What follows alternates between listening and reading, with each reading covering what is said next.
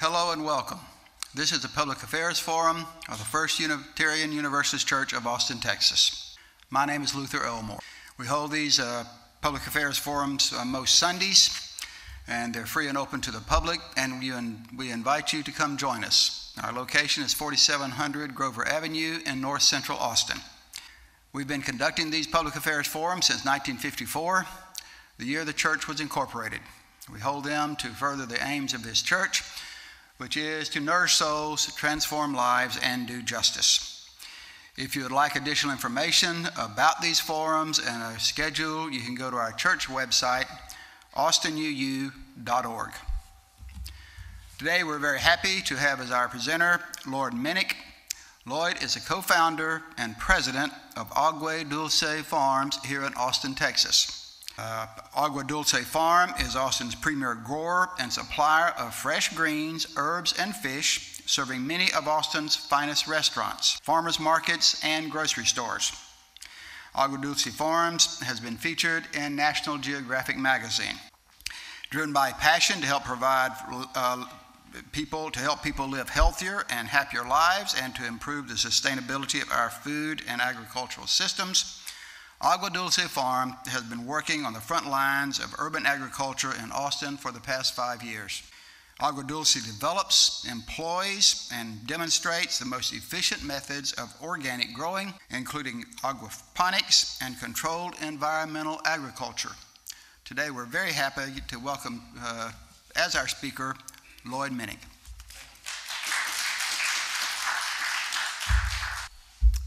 All right, thank you very much. Who here has been to an urban farm? All right, most people. So urban farming has become quite popular recently. There's been a lot of new interest around it. And I'd like to talk about some of the reasons why I think that's the case. But first I'd like to just tell my story and how I came to be interested in urban farming and why I started an urban farming company. Really, it goes back to college. My business partner, Michael Hainan, and I were in undergraduate university together at Southwestern University in Georgetown, just north of here. And I was studying psychology and music, and he was studying political science and philosophy. And we both decided that we became inspired by the ideas of business and social entrepreneurship and conscious capitalism, and that through business we could solve important environmental and social problems, and that this could maybe be a vehicle for us to do some good in the world. We were getting a little disillusioned with politics and with all the other traditional paths after college, and we wanted to do a lot of good, and in particular we became really passionate about the issues of sustainability and of health. And so it was kind of looking at the world this way, like, what's a business that we could start where we could have a big impact on health and on the environment and helping to create a more sustainable economy. And so we started to look at agriculture, at food, as a place to do that. And the more we looked, the more we saw that our food system and our agricultural system was ripe for innovation and was facing a lot of really important challenges that needed to be solved. And some of the trends in particular that stood out to us was all of the growth and the demand for organic and for local. Our food system has become so globalized and so industrialized that one of the results of that is that people have lost a bit of the community connection with their farmers that they used to have, and people missing that or realizing that there's some value to that, to having that connection with your farmer and knowing where your food comes from is valuable. So they started buying more things that are produced locally. And organic has been the fastest growing segment in the food industry for over a decade. And we also saw, just more broadly, the trend toward urbanization around the world, that more and more the world population is coming to live in cities. And so these trends, these observations started coming together in the idea that we could create a sustainable farming company where we could create these farms on the edges of cities and sell our produce locally, but then try to scale that nationally with a network of local farms around the country and around the world, where you could achieve some of the economies of scale that are important in business and to be competitive in our economy, while still maintaining that completely local distribution model and that very community-centered approach to farming. And so this is crystallized into our concept for an urban farming company, which we launched in our front and backyard in 2012, about 5 years ago. We just cobbled together a little bit of savings that we had and started building out some of our first parts of the backyard farm. We built a small greenhouse, and then later we ran a crowdfunding campaign through Kickstarter where we raised $16,000 to complete the project of turning our front and backyard into an urban micro farm. One that we knew starting out would be too small to really sustain itself as a business, but it was meant to be a prototype of the larger type of farm that we wanted to create. And a couple of things about that, about the backyard farm. To us, we were interested in a wide variety of approaches to sustainable agriculture and could see value in a lot of different approaches. And so rather than take a really specialized approach to just growing a few crops with one or two methods, we grew a wide variety of crops with a diversity of methods. So our little backyard included about 800 square feet of greenhouse, about 1,000 square feet of mixed vegetable row crop production, a 700 square foot chicken coop, a couple hundred square feet of composting, beehives. The whole front yard included another few hundred square feet of mixed vegetable row crop production, and we raised several hundred tilapia in a 1,000-gallon fish tank, as well as some indoor growing and some compost tea brewing in the garage. So it was quite the diversified little operation, and really our approach to sustainable agriculture was really inspired by the ideas of permaculture and agroecology, these perspectives of looking at farms as ecosystems, as whole systems, and understanding the energy flows, the nutrient flows, the waste streams of all of the different parts of the farm, in an attempt to make it all more efficient and sustainable and closing loops.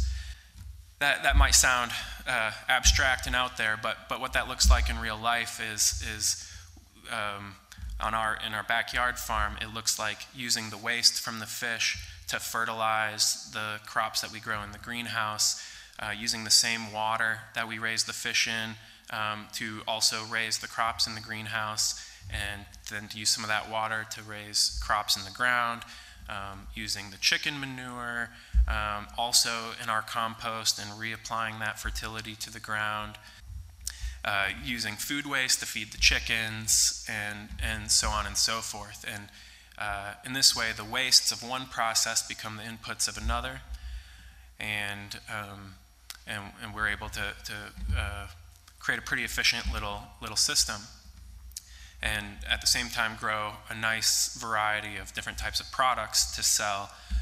And we were selling to a handful of restaurants around town and to our friends and neighbors. We would sell mixed baskets of produce on a subscription basis. We could add eggs or add some pesto made from our basil, or add some different a la carte items. And in this way, we just kept prototyping the business model on a small scale, refining our production systems and learning more about our customers and the market, and learning all the hard lessons that come with farming. And then after about, I guess it was about 2 years of doing that on the side while we were both working, normal full-time jobs, we decided to go all in and really try to go full-time and make a business of it. So we borrowed enough money from our parents to give us 1 year to do a fundraise, to try to raise the amount of capital we knew it would take to take us to a commercially viable scale. It took us 12 months to the month to finally close a seed round of investment. And with that investment, we started looking for land on which to expand our business. It was in the land search that a lot of our ideas about urban farming and about how our business was going to grow really got destroyed, or at least mitigated by some of the realities of the marketplace. Land in the city is extremely expensive compared to land outside of the city, by 1 or 2 orders of magnitude, like 10 to 100 times, depending on the location. And then on top of that, we saw that electricity and water were also going to be more expensive. And so we were really stuck trying to choose between, how far outside of town do we go, where maybe the economics of the food production make a little bit more sense, versus being closer to the city where our community engagement mission would make more sense. And there were a lot of really valuable lessons in there. And we looked all over. We actually used some GIS mapping and some different techniques to identify every parcel of land in Travis County and Bastrop County that met our criteria. It's over 100 different parcels we identified. We sent letters to everybody telling them about our really idealistic, sustainable farming company we wanted to start, trying to appeal to people's altruism to hopefully get us a better deal, because we didn't have enough money to really buy a whole lot of land. And we visited, several dozen of those properties throughout the area, and we were really trying to look for a place where we could really have a secure source of water for a long time without having to pay for municipal water. So we were looking at the aquifers in Central Texas and all of this stuff. Actually, as it turns out, access to water was apart from maybe price, was the most limiting factor in our land search. And this ties to our mission of sustainability, because here in Central Texas and in a lot of Texas, water scarcity is such a huge issue facing agriculture. And our approach to farming that we had developed it represents some of the most water efficient methods of farming that have ever been developed. So, water efficiency is a super important part of our business model, but finding land that has good, long, sustainable access to groundwater around here is hard to find. Well, the land search ended up taking us to one property in particular where we met all the criteria, but was way over in Bastrop County, and we were gonna just focus on trying to scale up the food production side of things and just drop the community engagement and education stuff for a while, and really focus in on the production. And it was kind of in the months of negotiating around that piece of land and really fine-tuning that whole project, which was turning into a large greenhouse construction project and all of this stuff, that this other opportunity came to us, where a colleague, another urban farmer in town who had been running his own urban farm for the last several years, was on his way out of business, had just been really struggling to make it work. And so we ended up pulling out of the deal in Bastrop County and instead started pursuing negotiations to buy out this old urban farm in southeast Austin called Aguadulce. So we took over that farm about a year and a half ago in June of 2016, and that's where we've been. That's where we've been ever since. And the property was 3 acres, so compared to our 1/5 of an acre backyard, it was quite the jump up in scale. And it had some infrastructure in place because, like I said, it was an operating farm. But also, like I said, the farm had gone out of business, so it wasn't operating that well, and there was a lot of work to do to fix it up when we got there. Everything from earthworks, like moving around earth and trenching, and basically improving the water drainage around the property, because it had a couple of greenhouses. It actually had about 10,000 square feet of greenhouse there, and when it rains, the 10,000 square feet of rooftop catches a lot of water, and so erosion and flooding around the farm were horrible. So much of the equipment was dilapidated that food production had come to a halt. So for the very first 6 months of being at the new site, we were really just focused on building out the infrastructure and the production systems, and we didn't start our first sales until December. And so actually this December will mark our first full year of sales from the new site. I'd like to talk a little bit more about the challenges and the learning and what we've been able to accomplish in the past year and a half. But I'd like to step back again to this, back to the way that I've come to think about urban farms and how the process of growing this business has sent me from one side of the spectrum to the other.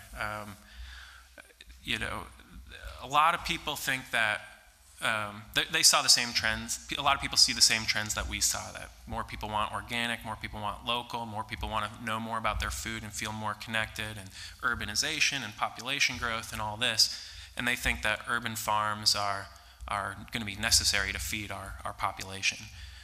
So it's very much a mission of like converting more land to agriculture to grow the food that we're going to need.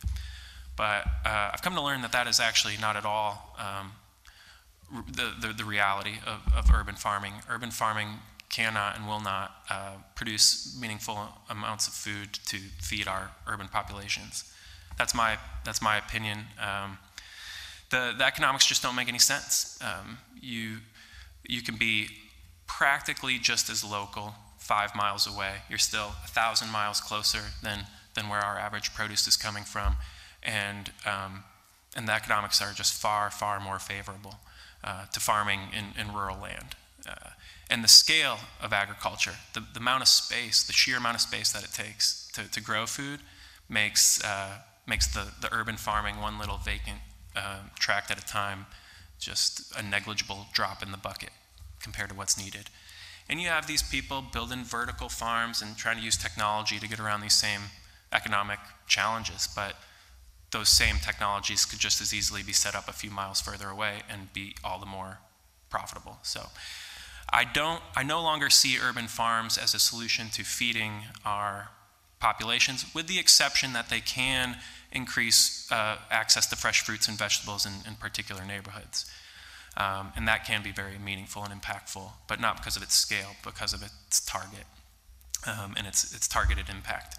What I do think, though, is the purpose of urban farms is to engage the millions of people that live in cities with the food system, with farming, to show them how sustainable agriculture can be done, and to connect with their food and learn about how food is grown and how it affects the environment and how it affects our community. And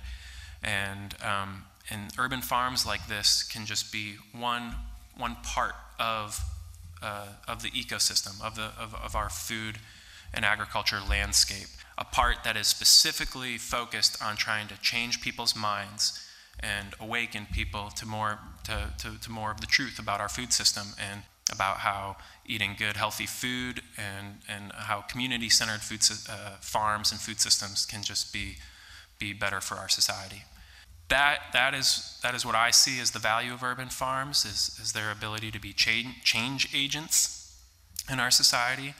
And to do that, you need to, I think a good urban farm definitely demonstrates really efficient food production, and hopefully doesn't lose money on the food production, but really is coupling that with education and tourism and events and all of the things that get people coming to the farm and having those experiences, especially with kids.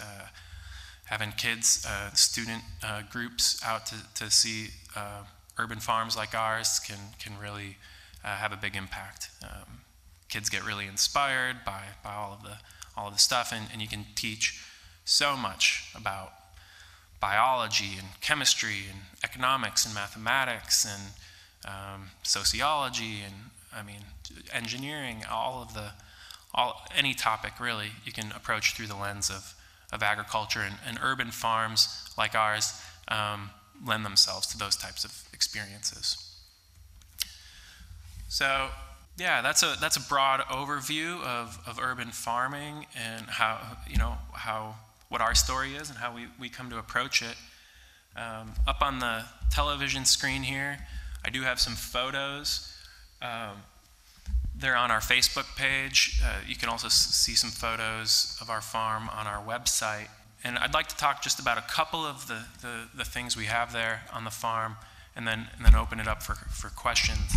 And I'll also invite you all to join us at Aguadulce Farm. We have regular volunteer days twice a week on Wednesdays and Fridays, sometimes on Saturdays. You can stay in touch with us through our website. There's email contact info there, and through our Facebook. We love to do tours. We especially love to do group tours, like if one of your businesses, or if you work at a school, or if part of the congregation would like to organize a group tour. We love to do that kind of thing. And just kind of going through some of these photos, I'll share a few more details about our specific location down there. One is, I mentioned this before, but the farm is 3 acres. And on those 3 acres, we have 10,000 square feet of greenhouse and just under 1 acre of mixed row crop vegetable production. We're also keeping chickens and goats and bees. And then we have a couple of other structures and that we're converting into an event space to be able to host workshops and courses and even weddings and other types of events like that someday. Probably the most interesting thing about our farm to most people is the way that we grow our leafy greens in the greenhouse. I had mentioned before that we use the waste from our fish production as our organic fertilizer to grow our leafy greens in the greenhouse. This is a technology called aquaponics, and it comes from combining 2 different industries. Hydroponics, which is the word for growing plants without soil. Plants don't actually need soil to grow. They just need something to support them physically, and then water and nutrients. Soil just happens to be, in nature, the place that accomplishes all 3, but you can accomplish all 3 without soil. So hydroponics means growing plants without soil, where their roots are just submerged in a nutrient-rich solution. Aquaculture is the word for fish farming. And so when you combine aquaculture with hydroponics, you get aquaponics. And the way this looks on our farm is we raise fish in recirculating above-ground tanks that are actually in shipping containers. In those 40-foot shipping containers you see in the photo, that's where we raise the fish. And the water basically just recirculates. We're raising tilapia, by the way, which are to be sold to local chefs. And the water just recirculates. There's a filtration system that captures out all of the fish poop, and we break that down in a big tank that we call our biodigester, and until it's where microbes like break down all of the organic waste into simpler and simpler little bits until essentially you have a nice nutrient-rich solution where all the nutrients are very available for the plants. And so our biodigester accomplishes that process and then sends that nutrient-rich solution to the greenhouses where we mostly grow lettuce. In fact, if it's possible to keep flipping through the photos, eventually one will come up that shows our lettuce production in the greenhouse. There we go, right there. That's my business partner, Michael Hainan, holding some of our lettuce. So the space that you see behind him is one of our 2 greenhouses. The entire greenhouse is dedicated to growing lettuce. We grow about a dozen different varieties of lettuce. And while there are multiple approaches to growing plants without soil, this particular method is called the raft method, or deep water culture. It goes by several different names, but the plants are actually growing on floating styrofoam rafts on top of like an Olympic-sized swimming pool. In this photo, all of those lettuces that you see are floating on top of about 1.5 foot deep pond of water that is 30 feet wide by 125 feet long, so a lot of water. And all of that water came from the fish system and is just recirculating in there indefinitely. There are several really important benefits to this method of growing food. The most important of which is its water efficiency. The average head of lettuce grown in the United States, most of our lettuce, by the way, comes from California, some of it from northern Arizona. On average, it takes about 25 or 26 gallons of water to grow 1 head of lettuce in its lifetime. Our heads use less than 1 gallon of water. So that's 95% more efficient. The only water we lose is to evaporation, actually. And as it turns out, the rate at which we're filtering out like water with the fish poop from our fish systems outpaces the water loss to evaporation in our hydroponic ponds. So we actually have to discharge a little bit of the water from the ponds to keep them from overflowing as we're adding new nutrient solution. And that water goes out to our field crops. So the same water gets recirculated to grow 3 different crops: fish, then lettuce, then mixed vegetables. So water efficiency is the most important benefit. Secondly, because the plants get all of the water and nutrient they need, they grow faster, and you can grow them more densely. And because it's all in a greenhouse, it is pretty consistent with its output year-round and generally protected from the majority of your pest pressure. The other really important benefit is labor. Being able to, when your plant floats, it's mobile. You can move it. And so the way that our lettuce production system works is actually like a conveyor belt through the greenhouse, where all of the mature plants get harvested from one spot, and the rafts just slide down toward them. And this allows your harvest team to stand in one spot and harvest hundreds or thousands of lettuces in a morning or in a day, as opposed to being out in the field where you're having to bend over and walk hundreds of yards back and forth. It's just a whole different ballgame. The other really important benefit of doing aquaponics with the fish involved compared to conventional hydroponics is our ability to certify it organic with the USDA organic seal. So our entire farm is certified organic now for our second year running. And yeah, basically it's, I think it makes that the first, maybe the only certified organic aquaponics facility in Texas that I'm aware of. What else to say about aquaponics? On the fish side, there's an important mission there too, which is that insofar as we want to keep eating fish as a human society, we're going to have to farm those fish. Our wild fisheries are have already passed their peak production and are in decline all over the world. It was just within the past 2 or 3 years that, for the first time, consumption of farmed fish outpaced the consumption of wild-caught fish. And it's unlikely to reverse anytime soon. So we need more fish farms. And as it turns out, farming fish can be a lot more sustainable than not farming fish. It can also be extremely destructive, and a lot of the farmed fish around the world are actually pretty destructive to the environment. So for us, our approach is really about trying to minimize the environmental impact of farming fish in the way that our system is completely recirculating. We're not releasing a bunch of fish waste into rivers and streams like a lot of fish farms do. And we're feeding our fish a good, healthy diet and keeping them in clean water conditions where they can live a more satisfactory life than a lot of farmed fish are able to enjoy. And then the other thing about fish is that fish are an incredibly efficient source of protein. It only takes 1.5 pounds of feed to make 1 pound of edible fish meat, whereas it takes 50 pounds of feed to make 1 pound of beef in cattle. 50 to 1 or 1.5 to 1. Yeah, I think poultry is somewhere in like the 6 to 8 pounds range, and pork's a little higher than that.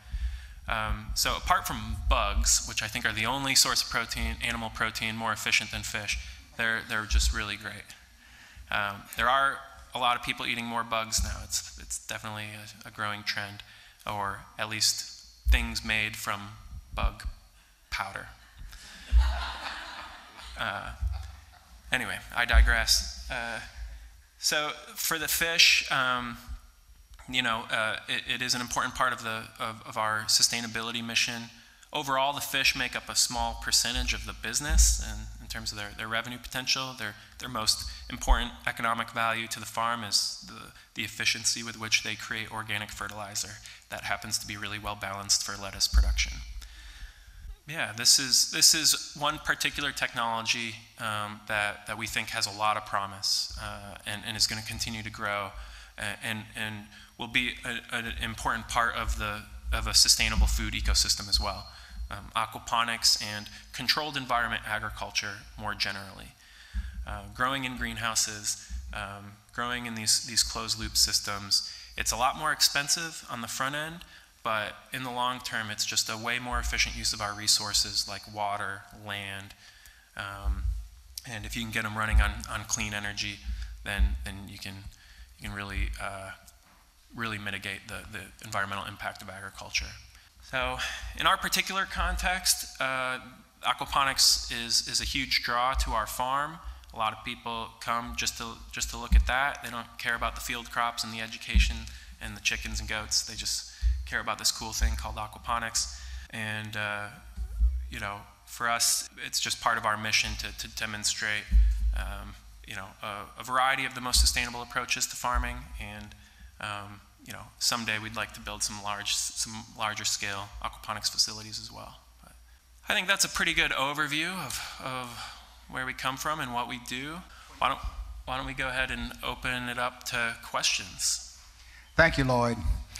We have about 20 minutes left, and so if you have some questions, please hold up your hand. I'll recognize you. Well, very impressed with your talk. I was raised in a rural community, but I never thought I would be interested in getting involved in agriculture until I heard your talk. I've been sort of following this and also seeing the shift to people eating more vegetarian diets. Could you explain to us when did you say we could come out to visit your location? And another question specifically is you're raising lettuce now, but what about other things like fruits, strawberries, avocados, etc.? Can that be merged into your particular operation now? Are there agricultural issues, economic issues, mechanical issues that would prevent that? Or could you basically grow everything we could get in produce out there in an economic fashion? Yes, thank you for those two questions. I'm especially glad you asked about the produce that we grow. While lettuce is our biggest crop, we grow dozens of varieties of vegetables, and including a lot of different varieties in the aquaponic systems. So apart from lettuce, we grow basil, bok choy, other Asian greens like tatsoi and mizuna. We grow herbs like parsley, and we grow sorrel and kale and chard. We've actually grown probably more than 50 different crops in the aquaponics systems, including tomatoes and peppers and cucumbers. However, the system that you see there, the raft system in that greenhouse, is designed specifically for lettuce. And while the raft method is the same method we use to grow other leafy greens, for larger fruiting crops like tomatoes and cucumbers, we use a different grow method. And really the greenhouses that we have aren't designed for growing those things, and it would be better to grow them in a dedicated greenhouse that was designed for those things. In the fields, like I said, in addition to the greenhouses, we do about just under an acre of field production, and out there we do grow tomatoes, cucumbers, bell peppers, strawberries. We're growing our second season of strawberries right now. Squash, more kale and chard, green beans. Arugula and other baby greens, carrots, beets, radishes, turnips, onions, garlic. These are all crops that we grow, and I think most of what I've listed off we're growing right now. So you can come out and see those. Getting to your first question, during our volunteer sessions, our volunteer program is actually more aptly described as a work share program, because everybody leaves with a basket of produce that's sized to be enough for your average adult for a week. So there's some fair economic exchange there. But on Wednesday and Friday mornings from 8 to 11 is when we do those volunteer work share sessions, and we try to get people to commit for a whole season. It lends itself to us training people and making them useful. And so we're just about to start our winter season. Actually, December 6th, I believe, is the first day of our winter volunteer work share cohort. And that'll last 12 weeks. And we just ask that people are able to make it to at least 10 of the 12 weeks. Apart from that, we do organize group tours that are usually meant to be like an hour to an hour and a half long tour. And those are best on Thursdays, sometimes on Saturdays. We schedule those on a more one-off basis. So just reach out to us through the website if you're interested in scheduling a group tour. As far as the tours are concerned, do you work specifically with some individual schools, or how do those educational systems get in touch with you and arrange for the tours? Great question. We have just started really doing some of our first tours. The farm has been a construction zone for the past year and a half, and still is one, but it's far enough along now that it's pleasing enough to the eye to start engaging the public more vigorously. So we actually had our first middle school tour from a private school in town called the Headwaters School just a couple of weeks ago, and they reached out to us, I believe. We haven't done a lot of outreach ourselves yet, but our strategy is to just start slowly reaching out to educators and people, connections that we have in the school system, to try to get teachers excited about it. And then also, companies and nonprofits and people that want to do team building experiences and stuff like that is kind of the direction we're looking to with the group tours for adults, yeah. And I see the K through 12 opportunity as being particularly huge and something I'm really passionate about. I used to work in the nonprofit sector in education space, and I used to have to set up these tables at all of the popular school field trip spots to try to give teachers and students our free materials. And so I would go to places like the Austin Zoo and the rodeo and the Thinkery, and I was just amazed at how many thousands and thousands of students go through those places. I mean, there's just a handful of spots like that are on, school districts. We got to visit these every year, and I want urban farms to be on that list. I think, there's just so much that we can offer for the K through 12 folks. Mohan Rao. I have actually two questions. One is, I know that you were saying that you mostly sell to restaurants in town. Have you considered CSA, Community Support Agriculture, where you retail it to families in this area? That's question number one. Two, I'm curious, you mentioned that it's very efficient water-wise, and I'm curious about energy efficiency of the aquaponics system, in particular, like in summer, do you have to air condition? Here in Austin, do you have to air condition the place to keep it running? Or how do you control the temperature? Thank you, both excellent questions. I'll start with the first one about our sales. Right now, the majority of our sales are to restaurants, and something like 80% or more of our sales go to restaurants, and usually high-end places. Some of our customers include La Condesa, Jeffrey's, Cafe Nose, Olame, Uchi and Uchiko, Daidue, a lot of wonderful restaurants.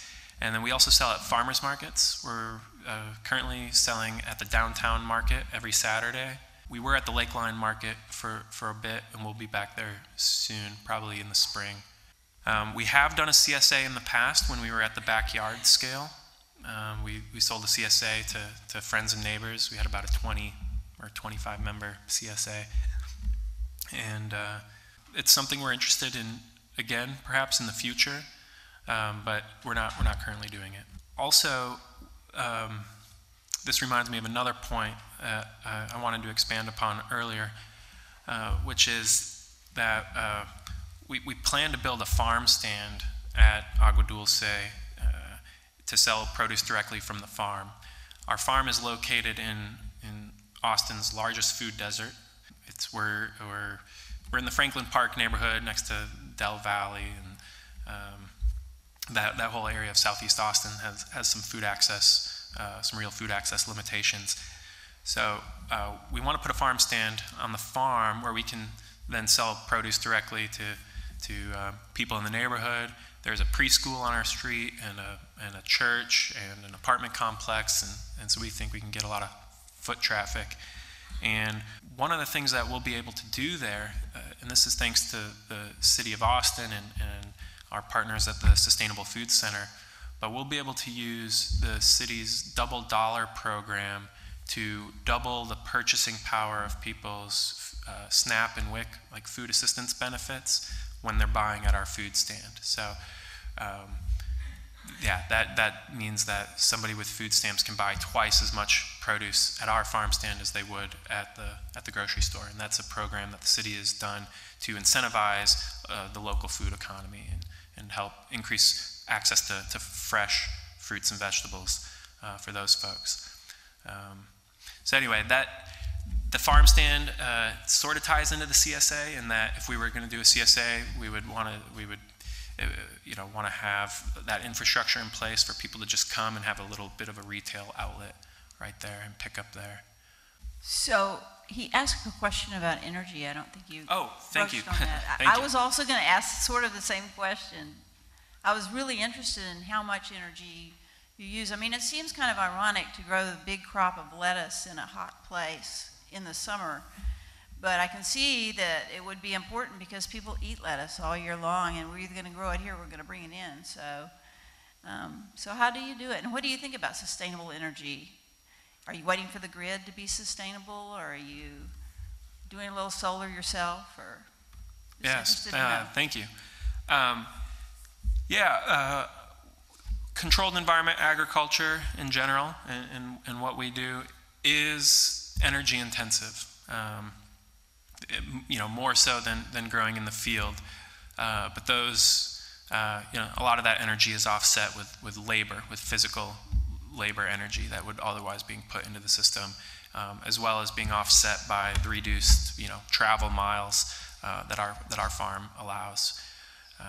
So being able to grow lettuce in Texas year-round, week in, week out, is so that we can, always have fresh produce for our customers, whereas the competition is traveling, several days over, 1,000 miles or a couple thousand miles.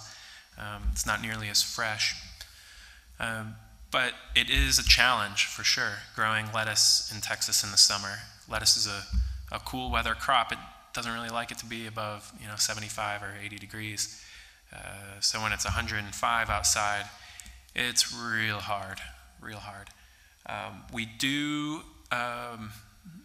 do use shade cloth and evaporative cooling to keep our greenhouse and our lettuce cool in the summer. Evaporative cooling is a little bit water intensive and uses some energy. But basically the way it works is, the greenhouse is enclosed, except it has fans on the end and vents on the other end. And when the fans are on, it draws air from outside through the greenhouse. And when the evaporative cooler is running, it's basically creating a waterfall that incoming air has to travel through, which causes a lot of evaporation to happen and causes the temperature to drop. And then the fans drag that cool air across the greenhouse. And with the shade cloth and with that evaporative cooler, we can grow lettuce through the summer. It's still hard, and there's all kinds of different challenges that come up, but we're able to do it. And the fact that it is energy intensive, definitely affects how sustainable it is, right? But really more important to that is where the energy comes from. And while we would love to have our urban farm run entirely on solar, and there's actually some opportunities to create our own power from methane created through our biodigestion processes. So through some combination of green energy technologies, we could create a net zero energy farm, and with some rainwater catchment, we could have a net zero water use farm as well. Those things, both the energy, the solar panel system infrastructure or rainwater catchment infrastructure, these things add a lot of upfront cost in order for some long-term efficiencies. And we're already taking a lot of those bets, just starting this business, making a lot of really heavy investments, hoping that they'll pay off in the long run. And so it's been difficult to prioritize those types of additional capital investments at this early stage of the business. But once the business model is a little bit more field tested and proven, and the cash flow situation is a little bit more stable, we do plan to seek some of the resources that are available to help with renewable energy infrastructure. There's grant programs and cost sharing programs out there, and even potentially investors interested in just investing in that portion of it. So it's a project that we have in mind. Ideally, we would love for all of our farms to be net zero energy and net zero water use. I say all of our farms. We just have the one right now. Thank you. My name is Catherine O'Toole. I love the work that you're doing. It's amazing. And a quick question. Are you utilizing the full 3 acres that you have? And if you're not, are you bringing in some new crops, fruits, vegetables that in the future that you haven't mentioned already? Great question. We're not using 100% of the 3 acres, although we're getting closer and closer. One of the lessons we learned in the backyard was just the value of every square foot of space. And in our backyard, there wasn't a square foot going to waste between one fence line and the fish shed and the greenhouse and one little pathway and then the fields and then the chicken run. And I mean, all you had was pathways and food production, and that was it. And we are trying to take that same approach at the new farm, and it'll just take us time to kind of convert all the last little spaces to productive use. And this is where permaculture really comes in handy. Permaculture is a broad methodology, but has a lot of great ideas and methods for using all of those little edges and being able to stack different functions and between different species and really max out not only your lateral space but your vertical space. And so those are some of the types of things we'd like to do as the farm matures and as we build out more and more of it. We're actually hoping to engage some of the public in helping us do that with some of our educational workshops and programs, one where, for instance, a group of people would learn how to install a permaculture food forest, and we would create some stretch of 50 feet along our fence line where we'll plant a few fruit trees and some berries and choose maybe a half dozen different species to propagate and cultivate there, and then over time it just becomes its own kind of self-sustaining little food-producing section of forest, and that's how we'd like to kind of fill out the edges of our property. For property tax purposes, does the farm qualify for agricultural exemption, or are you also being challenged by the tremendously high property taxes in Travis County and in Austin? Great question. We have to pay property taxes right now. We don't have an ag exemption. And the city of Austin has an urban farm code, and we are a permitted urban farm. So we do comply with that code, but that code does not yet give urban farms the ag exemption that we would be able to enjoy if we were outside of the city doing the same stuff. That's something we're working on. My business partner Michael is on the Sustainable Food Policy Board, and a body that helps the city government formulate better food policy. I know that recently Department of Agriculture has had quite a lot of input from hydroponic farmers and aquaponic farmers, and whether or not they should be classified as organic. And some of the land-based farmers are opposed to that. How does that impact you, and what is the future for continuing to recognize those products as organic farming? That's an excellent question. You've done some homework. Most people had no idea this controversy was going on. But yes, about, over the last year and a half or so, there's been quite the debate going on about the USDA organic standards and whether or not soilless producers like us, or like our greenhouses, ought to be able to be certified organic. You have the soil farmers, a lot of traditional soil farmers, organic soil farmers, who really see soil as the very heart and essence of the organic program, and so much of the organic ideology and the standards and the program that came after that were born from the realization that we need to nurture our soil and the microbes and all the life in the soil to have more sustainable crop production. And this was really, really brilliant stuff. I mean, it was taking a real ecological view to the agricultural system on a farm.